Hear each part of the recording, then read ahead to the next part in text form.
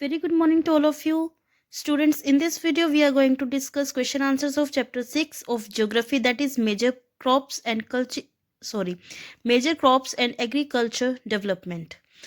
Begin with short question answer. Question 1 is what are millets? What type of soil is needed for the cultivation of millet? Cultivation of millets. इस question में दो question पूछे गए हैं, millets क्या हैं और मिलेट की कल्टीवेशन के लिए किस प्रकार की सॉइल की जरूरत होती है. So first answer will be coarse grains like jowar, bajra and ragi are collectively known as millet. Millet एक टर्म है जो मोटे अनाज जैसे कि ज्वार, बाजरा और रागी, इनके लिए इकट्ठे एक ही टर्म दी गई है जिसे मिलेट बोलते हैं. They can be grown in less fertile and Sandy soil, और इस अनाज को हम कम उपजाऊ और सैंडी सॉइल, रेतीली जमीन पर भी उगा सकते हैं. Question 2, right A short note on cultivation of wheat. इस क्वेश्चन में हमें बताना है कि हम व्हीट की कल्टीवेशन किस तरीके से करते हैं. Answer, wheat is the most widely cultivated crop in the world. पूरे वर्ल्ड में जो व्हीट है वो मोस्ट वाइडली कल्टीवेटेड क्रॉप है, मतलब कि पूरे वर्ल्ड में लोग सबसे ज़्यादा व्हीट और राइस ही खाते हैं, तो यही सबसे ज़्यादा वाइडली कल्टीवेटेड क्रॉप्स में आती हैं. हम डिस्कस कर रहे हैं व्हीट को.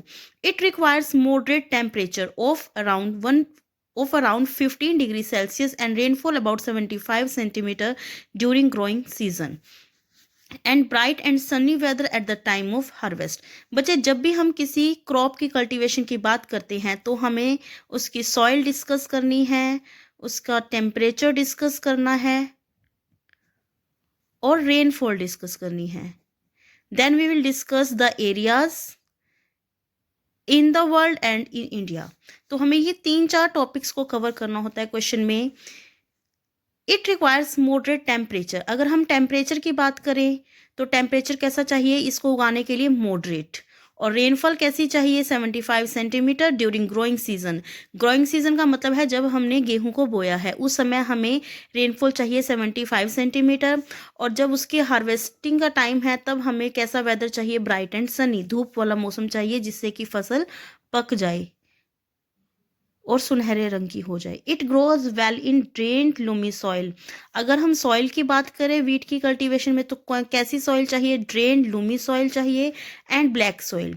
Adequate amount of chemical fertilisers and insecticides are used in the cultivation of wheat. Wheat की कल्टीवेशन में हमें केमिकल्स, फर्टिलाइजर्स और इंसेक्टिसाइड्स की ज़रूरत होती है. बच्चे, जैसे कि मैंने आपको एरिया बताया था, और एरिया अगर हम इन इंडिया की बात करें तो हमें पता है हरियाणा, पंजाब, उत्तर प्रदेश, ये 3 एरियाज़ हैं जहां पर वीट की कल्टीवेशन बहुत अच्छे से होती है. तो आप ये भी अपने क्वेश्चन में मेंशन कर सकते हैं. Question 3 is from which part of the plant is coffee obtained. What are the major areas in India and world where coffee is produced. इस क्वेश्चन में हमें 3 क्वेश्चंस कंप्लीट करने हैं. फर्स्ट है कि कॉफ़ी प्लांट के किस हिस्से से पाई जाती है. सेकंड है कि इंडिया में कौन से एरियाज़ हैं जहां पर कॉफ़ी की कल्टीवेशन की जाती है, और वर्ल्ड में कौन से एरियाज़ हैं जहां पर कॉफ़ी की कल्टीवेशन होती है. Answer, coffee is obtained from the beans of the plant. Coffee plant के किस पार्ट से ऑब्टेन होती है? प्लांट के बीन से. सेकेंड क्वेश्चन का आंसर है इसी क्वेश्चन में, in India Kerala, Karnataka and Tamil Nadu are the states where coffee is produced. in world, Brazil coffee pot of the world. Brazil को coffee pot of the world भी कहते हैं. तो सबसे ज़्यादा कॉफ़ी कहाँ पर होती है? ब्राज़ील में. Then Colombia, Ethiopia, Angola, East Africa, Indonesia, India and Jamaica. Question 4 is discuss the conditions required for the cultivation of tea. अब हम बात करेंगे कि टी की कल्टीवेशन के लिए कौन सी कंडीशंस हमें चाहिए. कंडीशंस वही हैं किसी भी क्रॉप के लिए. सॉइल कैसी है, टेम्परेचर कैसा होना चाहिए, रेनफॉल और area. Let's discuss the answer of T. T is a tropical crop. T एक ट्रॉपिकल क्रॉप है. It is obtained from the leaves of the tree shrub. ये हमें पेड़ पौधे के कौन से पार्ट से मिलती है? ये हमें पौधे की जो टी श्रब्स होती हैं उनकी पत्तियों से हमें टी मिलती है. It needs 250 centimetre of wall distributed. It needs 250 centimetre of rainfall. Need not to write these 2 words. It needs 250 centimeter of rainfall and about 25 degrees Celsius of moderate temperature for its growth.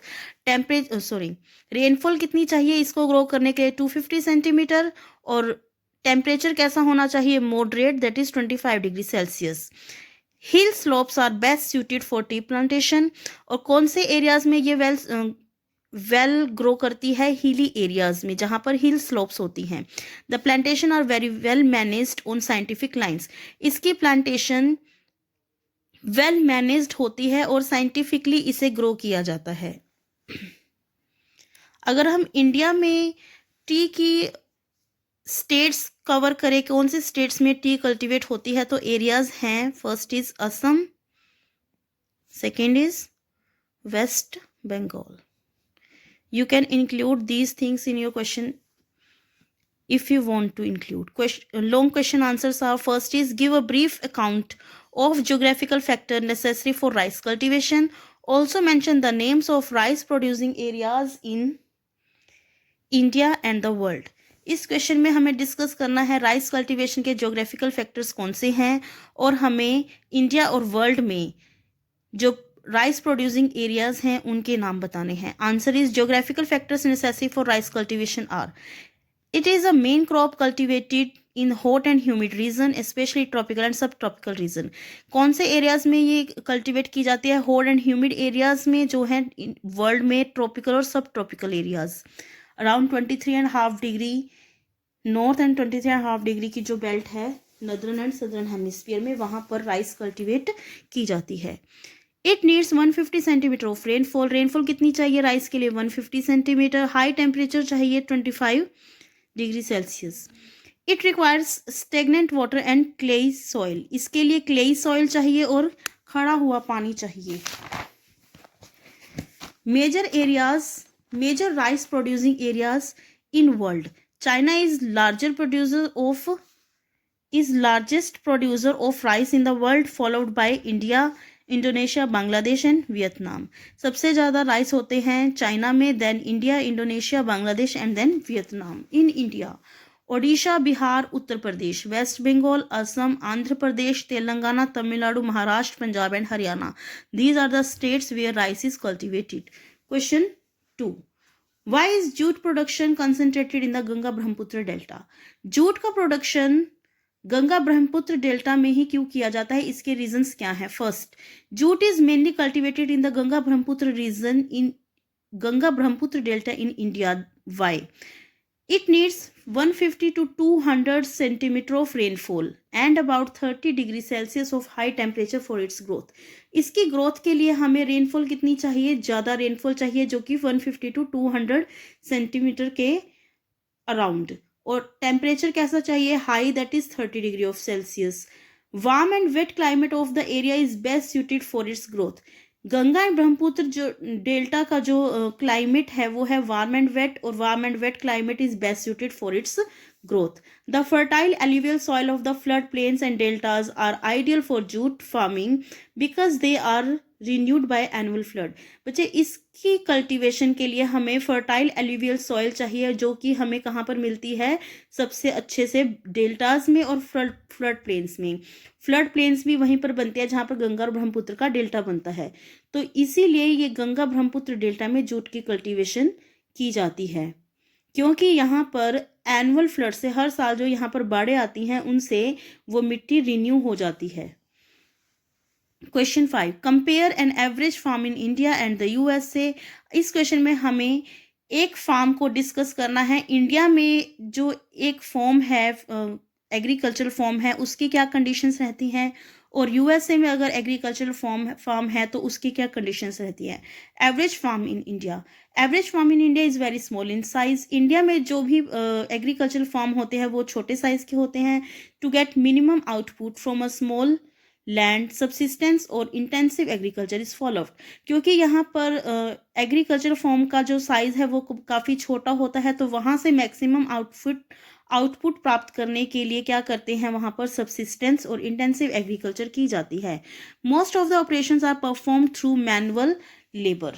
क्योंकि India एक under developing country है या poor country है, तो यहाँ पर agriculture से related जो भी काम है वो किसान मैनुअली करते हैं, क्योंकि उनके पास हाई टेक्निक मशीन्स खरीदने के लिए इतना पैसा नहीं होता, तो वो मैनुअली काम करते हैं।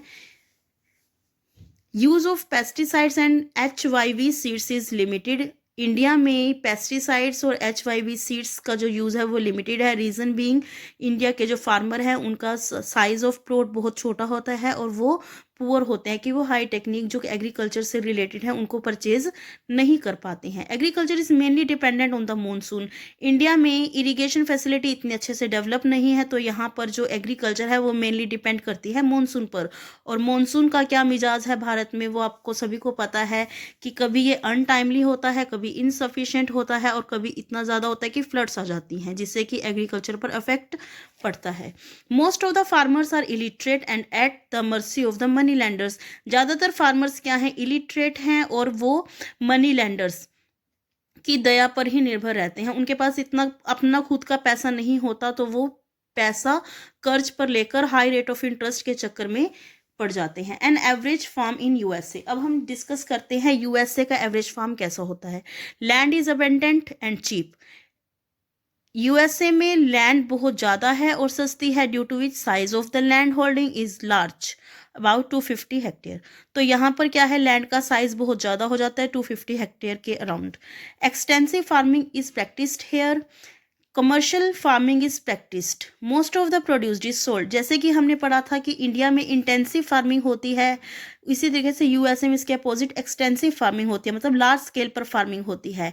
जो फार्मिंग होती है वो कमर्शियल पर्पस के लिए होती है। इंडिया में सेल्फ कंजम्पशन के लिए होती है। फार्मर्स जो उगाते हैं अपने खुद के लिए उगाते हैं कि उनकी बेसिक नीड्स पूरी हो जाएं। लेकिन अमेरिका में क्या होता है कि लैंड का साइज बहुत ज़्यादा होता है, वहाँ पर एक्सटेंसिव फार्मिंग की जाती है, तो वो कमर्शियल पर्पस से की जाती है, मतलब इंपोर्ट एक्सपोर्ट करने के लिए की जाती है। Most of the produce is sold. Modern machines are used. Farms are completely mechanised. Modern techniques, modern machines use की जाती हैं और जो फार्म्स हैं वो कम्प्लीटली मैकेनाइज्ड होते हैं। Farmers are expert in farming as they are educated and well aware. जो फार्मर्स हैं वो फार्मिंग में एक्सपर्ट होते हैं, वो एजुकेटेड होते हैं, उनके पास पर्टिकुलरली एग्रीकल्चर की एजुकेशन होती है उनके पास, वो वेल अवेयर होते हैं फार्मिंग से रिलेटेड किसी भी प्रॉब्लम के लिए। Question 4, how did the green revolution change the conditions of agriculture in India. अब हम हिस्ट्री का रेफरेंस लेंगे यहाँ पर कि इंडिया में जब ग्रीन रेवोल्यूशन आया तो उससे एग्रीकल्चर की कंडीशंस पर क्या इफेक्ट पड़ा था। Answer, green revolution came in India in the latter half of the 1960। तो इंडिया में जो ग्रीन रेवोल्यूशन आया था वो 1960 के लेटर हाफ में आया था। It introduced many high yielding varieties of seed. तो जब इंडिया में ग्रीन रेवोल्यूशन आया तो उसमें कौन से टारगेट रखे गए थे कि हमें हाई यील्डिंग सीड्स यूज़ करने हैं, फर्टिलाइजर्स इंसेक्टिसाइड्स का यूज़ बढ़ाना है। It introduced many high yielding varieties of seeds. HYY seeds का इसमें इंट्रोडक्शन किया गया। Facilitated use of fertilisers use किए गए and also provided loan to invest in tubewells. और फार्मर्स को लोन भी दिए गए जिससे कि वो ट्यूबवेल्स, पंप्स और ट्रैक्टर अपनी इन रिक्वायरमेंट्स को पूरा कर सके। All these efforts led to increase in productivity. इन सभी कोशिशों का क्या परिणाम निकला कि प्रोडक्टिविटी इंक्रीज होने लगी and made India self sufficient in food grain. और इसने ग्रीन रेवोल्यूशन ने इंडिया को फूड ग्रेन में सेल्फ सफिशिएंट कर दिया। Here we have completed question answers of chapter 7. Note down these things in your fair notebook. Thank you. Have a nice day.